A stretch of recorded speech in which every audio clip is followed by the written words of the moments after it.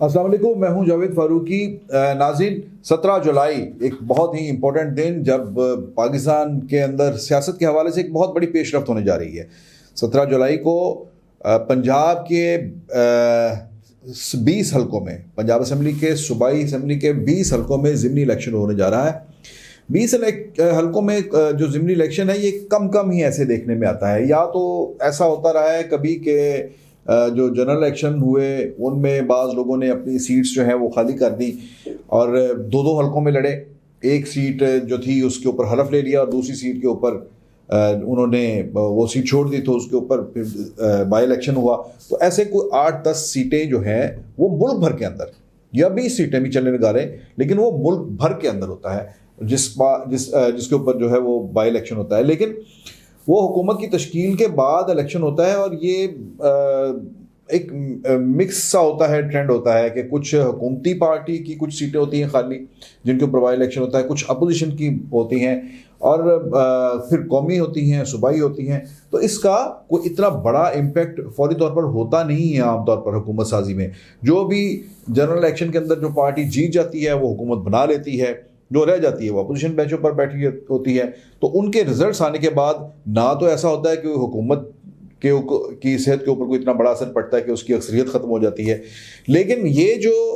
پنجاب کا جو ضمنی الیکشن ہو رہا ہے یہ ایک بڑے ہی مخصوص حالات میں ہو رہا ہے۔ ایسا شاید پنجاب کی سیاسی تاریخ میں یہ پہلی بار ایسا ہوا ہے کہ یہ 20 سیٹیں اتنی امپورٹنٹ ہیں کہ ان کا جو بھی رزلٹ ہوگا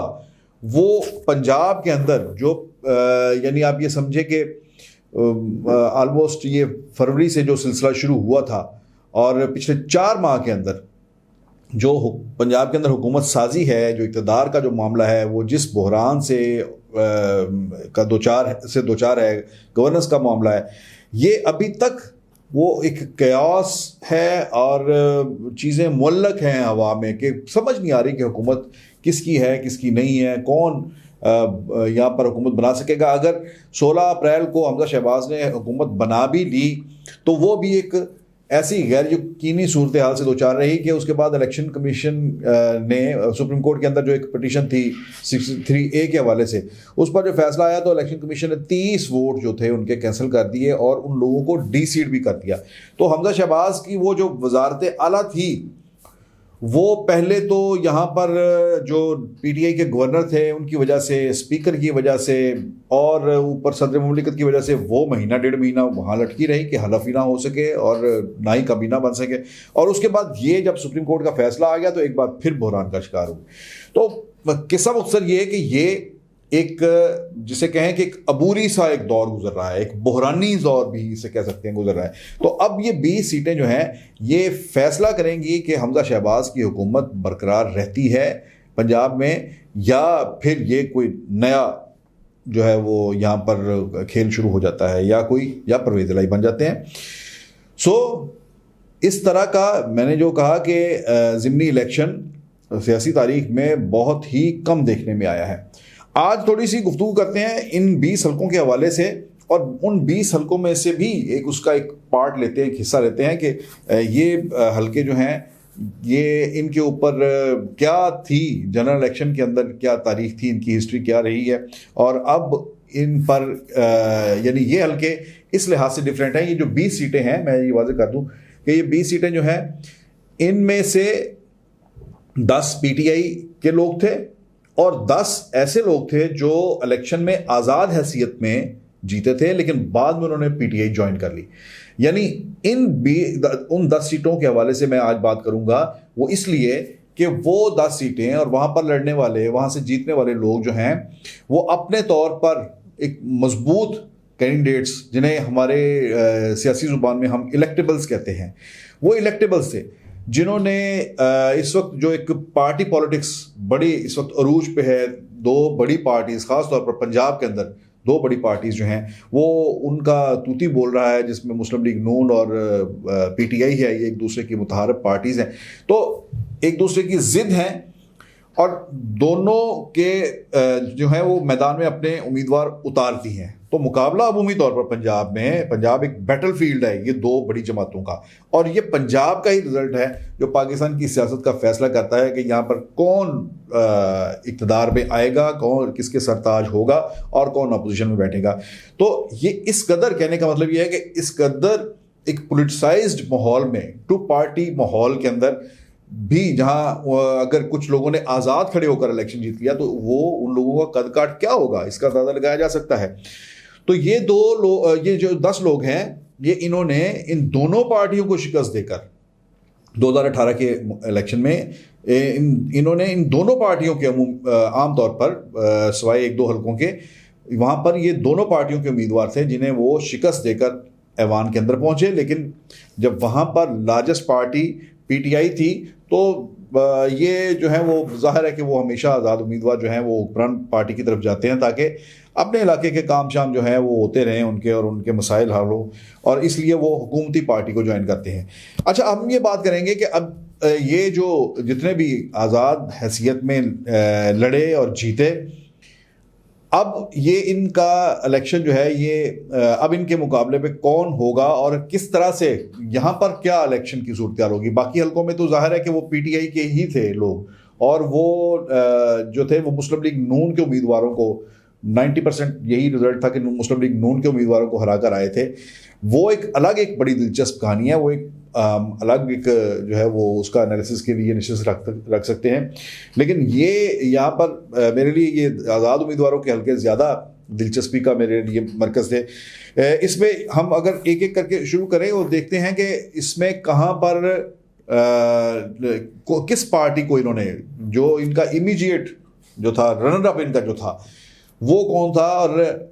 اس سے اندازہ ہو جائے گا کہ اس حلقے کے اندر کیا ووٹوں کی کیا صورتحال تب کیا تھی اور اب کیا ہو سکتی ہے. یعنی یہ اگر ہم شروع کریں PP2 پنڈی کی سیٹ ہے, یہاں سے راجہ صغیر احمد آزاد حیثیت میں جیتے تھے اور انہوں نے شکست دی تھی مسلم لیگ نون کے امیدوار کو, اور PTI یہاں پر تیسرے نمبر پر تھی. گویا یہ بہت ہی نیک ٹو نیک مقابلہ ہوا تھا, تقریباً 2000 ووٹوں سے یہ جیتے تھے. اب انہیں راجہ صغیر کو ہی مسلم لیگ نون نے اپنا امیدوار بنا دیا ہے چونکہ انہوں نے حمزہ شہباز کو ووٹ دیا, لیکن ان کے مقابلے میں راجہ محمد علی جو ہیں وہ نون لیگ کا تقریباً اس کے برابر ہی ووٹ تھا, لیکن انہوں نے اپنے امیدوار کو بٹھا دیا اور انہیں ریوارڈ کیا راجہ صغیر کو کہ انہوں نے حمزہ شہباز کو ووٹ دیا تھا تو انہیں ٹکٹ دے دیا. اب یہاں پر کہنے کا مطلب یہ ہے کہ رنر اپ بھی مسلم لیگ نون تھی. ہونا تو یہ چاہیے کہ مسلم لیگ نون کا جو ووٹ ہے وہ اور راجہ صغیر جو انڈیپینڈنٹ تھے ان کا ووٹ مل کر یہ تقریباً کوئی 80-90 ہزار کے قریب ووٹ چلا جاتا ہے, تو یہ کمفرٹیبل ہونا چاہیے انہیں. تو یہ یعنی ونر اور رنر اپ یہ دونوں ایک جگہ پر اکٹھے ہو گئے ہیں اور اس کا مقابلہ کر رہی ہے PTI. PP90 بھکر ہے, یہاں پر سعید اکبر نوانی یہ جیتے تھے اور انہوں نے ہرایا تھا مسلم لیگ نون کے. یہاں پر بھی مسلم لیگ نون رنر اپ تھی اور یہ تقریباً کو 10-12 ہزار ووٹوں کا فرق تھا. یعنی یہاں پر نون لیگ کا ایک تو اپنا جو ہے وہ ووٹ بینک ہے, جو رنر اپ تھے وہ 30,000 پلس تھے, اور سعید اکبر نوانی جو ان کا اپنا انڈیپینڈنٹ حیثیت میں جو ان کا ووٹ بینک ہے وہ ہیوی ویٹ ہیں. یعنی تو یہ یہاں پر یعنی مسلم لیگ نون اور انڈیپینڈنٹ کینڈیڈیٹ یہ اکٹھے ہو گئے ہیں اور ان کے مقابلے میں PTI نے کینڈیڈیٹ دیا ہے. اگرچہ PTI نے وہی جو عرفان نیازی جو نون لیگ کے امیدوار تھے انہیں اپنا کینڈیڈیٹ بنا دیا, تو یہ یہاں پر ایک مقابلے کی فضا بنی ہے. لیکن ایڈوانٹیج یہ کہا جا رہا ہے کہ PMLN کو ہوگا کیونکہ PMLN اور سعید اکبر نوانی کی ذاتی حیثیت یہ دونوں اکٹھے ہو گئے ہیں تو انہیں ایک ایڈوانٹیج ہے. اچھا, اجمل چیمہ جو ہیں یہ PP97 فیصل آباد سے یہ جیتے, اور علی افضل ساہی ان کے مقابلے میں PTI کے جو تھے یہ رنر اپ رہے تھے, اور آزاد تبسم ہے یہ PMLN کے یہ تیسرے نمبر پر تھے. لیکن یہ تینوں امیدواروں کا فرق جو تھا ایک دوسرے سے کوئی بہت کلوز تھے تینوں امیدوار. یہاں پر نون لیگ کا جو یعنی اپنا ووٹ ہے وہ بھی جیتنے والے امیدوار سے 7-8 ہزار کم ہے, تو نون لیگ نے اپنا ووٹ بینک بھی ان کو دے دیا اور جو اجمل چیمہ جو انڈیپینڈنٹلی کھڑے تھے انہیں بھی دے دیا. لیکن یہاں پر صورتحال ذرا ڈفرینٹ ہے. اجمل چیمہ کی حیثیت وہ نہیں ہے جو سعید اکبر نوانی کی ہے. تو اجمل چیمہ کافی ٹف پوزیشن میں بتائے جا رہے ہیں, اور علی افضل شاہی جو چند 100 ووٹوں سے ہارے تھے وہ ان کے بارے میں بتایا جا رہا ہے کہ وہ اب جو ہے وہ ان کو سخت ایک مقابلہ دے رہے ہیں. فیصل جبوانہ جھنگ سے, یہ PP2 ان کے بھی رنر اپ جو تھے, ان کے رنر اپ PTI تھی. تو یہاں فیصل جبوانہ جو ہیں یہ آزاد حیثیت میں یہ جیتے تھے, اور نون لیگ کا یہاں پر امیدوار ہی نہیں تھا, یعنی یہاں پر مسلم لیگ نون تھی ہی نہیں. تو فیصل حیات جبوانہ جو انڈیپینڈنٹ تھے انہیں کو اپنا امیدوار نون لیگ نے بنا دیا. تو اس لحاظ سے نون لیگ کی جتنی بھی کوئی سمتی وہاں پر ہوگی, امیدوار تو تھا نہیں, لیکن جتنی بھی سمتی ہوگی وہاں پر فیصل صالح حیات جو پیپلز پارٹی کے ہیں وہ بھی, انہوں نے بھی اپنی سپورٹ کا اعلان کر دیا ہے ان کے لیے, فیصل جبوانہ کے لیے. تو ایک یہاں پر یہ صورتحال ہے کہ اب فیصل حیات جبوانہ کیا اپنی انڈیپینڈنٹ حیثیت میں جو ایک ہیوی ویٹ کے طور پر تھے, کیا اپنی وہ پوزیشن برقرار رکھتے ہوئے وہ اپنی جیت کا جو سلسلہ ہے وہ اسے جاری رکھتے ہیں, یہ دیکھنے والی بات ہے. یہاں مسلم لیگ نون کے اندر اگرچہ کچھ تھوڑی سی توڑ پھوڑ بتائی جا رہی ہے کہ بعض مسلم لیگ نون کے جو لیڈرز ہیں جھنگ کے, وہ انہیں PTI کے امیدوار کو سپورٹ کر رہے ہیں. اسی طرح سے جھنگ 4 ہے, یہاں سے اسلم بھروانہ یہ جیتے تھے انڈیپینڈنٹ حیثیت میں, اور ان کے رنر اپ بھی PTI تھی, اور جو تھی اپنا پھر تیسرے نمبر پر جو تھے وہ بھی ایک آزاد امیدوار تھے, اور نون لیگ کہیں تیسرے چوتھے نمبر پر تھی. تو یہ ایک مسلم لیگ نون کے لیے ایک حلقہ جو تھا خالی تھا. یہاں پر انہوں نے اسلم بھروانہ کو ہی ٹکٹ دے دیا, اور وہ جو ہے اب PTI کے امیدوار کا مقابلہ کر رہے ہیں. PP 217 ملتان سے محمد سلمان جو ہیں انہوں نے شاہ محمود قریشی جو PTI کے سینئر وائس چیئرمین ہیں انہیں ہرایا تھا, اور یہاں پر یعنی رنر اپ PTI تھی, اور تیسرے نمبر پر مسلم لیگ نون تھی. تو مسلم لیگ نون نے اپنے امیدوار کو بٹھا دیا, اب اسی آزاد امیدوار کو ایک اپنا ٹکٹ دے دیا ہے, اور شاہ محمود قریشی کے صاحبزادے ان کا مقابلہ کر رہے ہیں. تو یہاں بھی انڈیپینڈنٹ کینڈیڈیٹ کا اپنا ذاتی ووٹ بینک پلس PTI کا ووٹ بینک, اور یہاں پر تقریباً کوئی 8-10 ہزار ووٹ جو ہے وہ پیپلز پارٹی کا بھی موجود ہے, وہ بھی مسلم لیگ نون کو جو ہے وہ سپورٹ کر رہا ہے. اس کے علاوہ PP 237 بہاول نگر سے فدا حسین یہ انڈیپینڈنٹ حیثیت میں جیتے تھے, اور ان کے رنر اپ بھی PTI تھے. اچھا, یہاں پر مسلم لیگ نون کا امیدوار نہیں تھا. اچھا, پھر باسط سلطان بخاری یہ PP 272 میں مظفر گڑھ سے جیتے تھے, اور ہارون سلطان ان کے جو تھے وہ مسلم لیگ نون کی طرف سے لڑے تھے, لیکن یہ بہت پیچھے تھے, اور ان کے رنر اپ جو تھے وہ بھی ایک آزاد امیدوار ہی تھے. پھر اور اب باسط سلطان جو ہیں یہ نون لیگ کے امیدوار ہیں, یعنی نون لیگ کا اپنا ووٹ بینک پلس باسط سلطان کا. لیکن یہ حلقے جو ہیں یہ یہاں پر جو کینڈیڈیٹس ہیں ان کا پرسنل جو اثر رسوخ جو ہے یہ مظفر گڑھ ہو گیا, بہاول نگر ہو گیا, یہ ان علاقوں میں لیا ٹیچی خان, یہاں پر یہ بہت زیادہ انڈیپینڈنٹس جو ہیں یہ ان کا اپنا ذاتی ویٹ, ان کا اپنا ووٹ بینک جو ہے وہ میٹر کرتا ہے. پھر PP 282 لیا ہے, یہاں سے طاہر رنداوا, یہ عام سے ایک ہے میڈیوکر سے بھی مطلب میڈیوکر ہی کہہ سکتے ہیں, یہ عام پبلک کے آدمی تھے. انہوں نے الیکشن لڑا, بنیادی جو نیچے جمہوریت ہوتی ہے بلدیاتی ادارے وہاں سے یہ اٹھے, اور یہ پہلا ان کا الیکشن تھا, اور یہ الیکشن آزاد حیثیت میں یہ جیت گئے تھے. انہوں نے بھی جو ہرایا تھا وہ PTI کے امیدوار کو کیسر عباس کو ہرایا تھا, اور کیسر عباس ان کے رنر اپ تھے. مسلم لیگ نون تیسرے نمبر پر تھی. تو طاہر رنداوا کو پھر مسلم لیگ نون نے اپنا ٹکٹ دیا ہے, اور کیسر عباس ہی ان کے مقابلے میں ہیں. یہاں پر ایک اور بھی انڈیپینڈنٹ کینڈیڈیٹ کھڑے ہیں, وہ بھی کافی زیادہ جو ہے وہ وہاں پر ایکٹیو ہیں, اور یہ کہا جا رہا ہے کہ ان کا بھی اچھا خاصا وہاں پر اچھی کمپین ہے ان کی. تو یہ تیسرے انڈیپینڈنٹ کینڈیڈیٹ ہے جو ہے وہ اس حلقے کے اندر الیکشن کے رزلٹ کے اوپر اثر انداز ہو سکتے ہیں. محسن عطا کھوسا PP 288 کے DG خان یہ یہاں سے جیتے تھے, یہ آزاد حیثیت میں جیتے تھے, اور انہوں نے ہرایا تھا سیف الدین کھوسا کو. یہ PTI کے ٹکٹ پر لڑتے, یعنی انہوں نے بھی PTI کو ہرایا تھا. رنر اپ جو تھی وہ PTI تھی, اور مسلم لیگ نون کا یہاں پر امیدوار ہی نہیں تھا. سو اگر ہم دیکھیں عرب اسی محسن عطا کھوسا جو ہیں انہیں PTI نے اپنا امیدوار مسلم لیگ نون نے اپنا امیدوار دیا ہے اور پی ٹی آئی کی طرف سے سیف الدین کھوسا ہی ریپیٹ کر رہے ہیں. سیف الدین کھوسا صاحبزادے ہیں سردار ذوالفقار کھوسا کے, اور اس طرح سے یہ بھی مقابلہ جو ہے یہاں پر بھی آزاد امیدوار کا جو ہے انڈیپینڈنٹ حیثیت ان کی اور شخصیت کا, پرسنالٹی کا, ان کی ذات برادری کا, دوستیوں کا, یہ فیکٹر جو ہے اسی کے اوپر ڈیپینڈ کرنا پڑے گا نون لیگ کو, اور ساتھ اپنا نون لیگ کا جتنا بھی سمتی ووٹ ہے وہ ملا کر انہیں پی ٹی آئی کا مقابلہ کرنا ہوگا. اچھا, مجموعی طور پر اب یہ 10 حلقوں کی ہم نے بات کی ہے, تو ہم یہ دیکھیں کہ یہ 10 حلقوں میں سے یہ جو امیدوار جیتے تھے آزاد حیثیت میں, ان میں 6 حلقوں میں P T I runner up تھی, یعنی ان کے نمبر 2 جو تھے وہ رہے تھے وہ پی ٹی آئی رہے تھے. 3 حلقوں میں مسلم لیگ نون رنر اپ تھی, اور اسی طرح سے 1 حلقے میں جو تھے وہ آزاد امیدوار رنر اپ تھے. اچھا, ایک اور انٹرسٹنگ بات یہ ہے کہ اس پہ تقریباً 3 حلقے ایسے تھے جہاں پر 2 حلقے ایسے تھے جہاں پر مسلم لیگ نون کا 3 حلقے ایسے تھے 10 میں سے 3 حلقے ایسے تھے جہاں پر مسلم لیگ نون نے اپنا امیدوار ہی پلیس نہیں کیا تھا.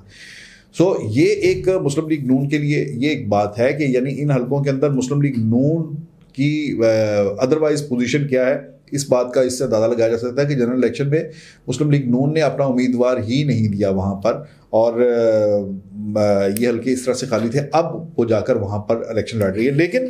مجموعی طور پر اگر دیکھا جائے تو یہ جو تھیں 20 کی 20 سیٹیں, یہ اس وقت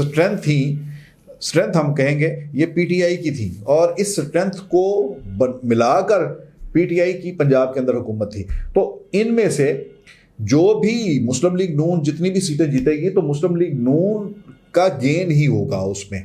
تو مسلم لیگ نون جو ہے وہ اس نے گین کرنا ہے, اور جتنی بھی سیٹیں لوز کرتی ہے پی ٹی آئی تو وہ پی ٹی آئی بہرحال لوزر ہی ہوگی پنجاب اسمبلی کے اندر. ایک اور امپورٹنٹ فگر جو یہاں پر ہم ڈسکس کرتے جائیں کہ دونوں کو ضرورت کتنی ہے. 2 ارکان پچھلے 2 دن کے اندر مسلم لیگ نون کے مزید کم ہوئے ہیں. ایک تو جو تھے فیصل نیازی, ان کا استعفیٰ منظور ہو گیا اور اسپیکر نے ان کا استعفیٰ منظور کر کے ان کی سیٹ خالی کرنے کے لیے الیکشن کمیشن کو لکھ دیا. ایک اور ایم پی ہیں وہ جعلی ڈگری کے حوالے سے انہیں ڈی سیٹ کر دیا گیا. تو اس طرح سے مسلم لیگ نون جو 177 کے اسکور پر کھڑی تھی وہ اب 175 کے اسکور پر کھڑی ہے, اور اسے کم از کم 11 سیٹیں مزید چاہیے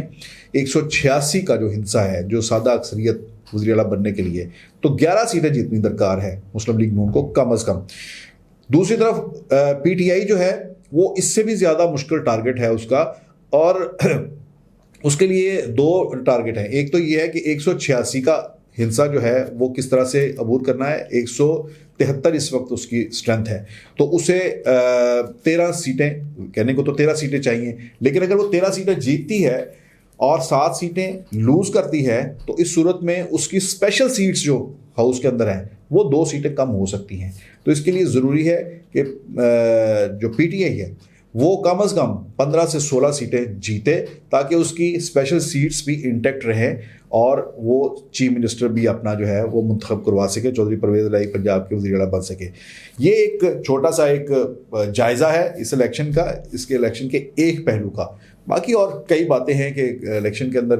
کیا کیا فیکٹرز ہیں. سٹنگ گورنمنٹ ہونے کا مسلم لیگ نون کو بہت بڑا ایڈوانٹیج ہے. یہ بہرحال یہ 17 جولائی کا جو الیکشن ہے, الیکشن ڈے بہت امپورٹنٹ ہے کہ اس دن پارٹیز کس طرح سے اپنا بیہیو کرتی ہیں اور اپنے ووٹر کو باہر نکالتی ہیں, اپنا ووٹ بھگتاتی ہیں. اب تک کے لیے اتنا ہی. آئندہ ولاگ تک کے لیے اجازت دیجیے. اللہ حافظ.